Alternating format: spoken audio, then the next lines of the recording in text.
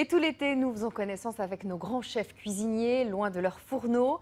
Ce midi, nous avons rendez-vous avec Christophe Haribert, 2 étoiles au Michelin. Il a de l'énergie à revendre. Virtuose dans ses cuisines, cet enfant des montagnes ne cache pas son amour pour les grands espaces. En Isère, Anne Barrier et Bertrand Lachat, au sommet du goût. C'est le petit secret de sa grande cuisine. Au fourneau comme partout ailleurs, Christophe Haribert est un chef en mouvement. Un chef que rien n'arrête, ni le vent, Je suis à contre-courant. Je me régale en fait. ni le spectacle des lacs de montagne. L'endroit est magique. Ça me permet entre 2 services de voir la vie différemment. C'est ça qui me maintient. C'est ça qui me donne de l'énergie. Un enthousiasme contagieux qui l'accompagne partout et qui donne à chaque instant un goût unique et inoubliable. Un nombre carte, un nombre menu d'Omar Carte, s'il vous plaît. C'est parti, table 15. Il paraît que c'est à ce petit détail qu'on reconnaît la marque des grands.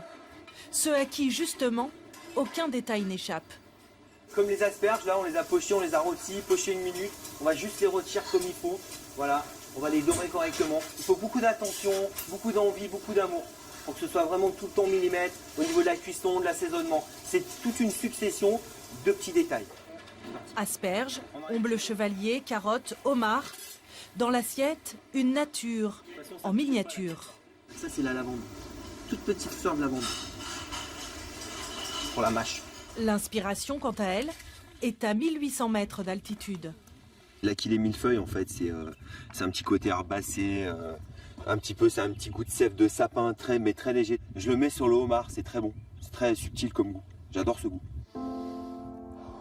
Ces clairières, ces neiges éternelles, c'est le Vercors de son enfance. Une terre d'abondance, les souvenirs ne sont jamais bien loin. Il y a une alchimie ici qui se crée. Je sais pas, les odeurs, la lumière, l'ambiance, tout me parle, tout me va, tout me correspond. Ça me permet de me sentir bien et de réfléchir à ma cuisine, à mes plats, à la conception de mon travail. Mais la montagne du chef Haribert, ce n'est pas seulement les sommets. L'inspiration est parfois dans les profondeurs. Notre chef nous emmène sous la montagne. On rentre dans la caverne d'Ali Baba. À la rencontre de Michel, champignoniste, l'un de ses producteurs préférés. Il est l'un des rares à connaître ces dédales de galeries souterraines, le secret de cette méthode ancestrale. Dans la pénombre ce jour-là, des pleurotes, des shiitakes et des champignons blonds de Paris. Il a un goût hyper puissant, on a presque le goût d'un cèpe quasiment, et surtout, comme on peut le voir, il est bien plein et il croque sous la dent. Des merveilles de montagne, Les champignons de Michel. dont il est l'interprète. Moi, j'adore, je goûte, je sens, je respire le truc. Et à chaque fois, je trouve ça bon et beau.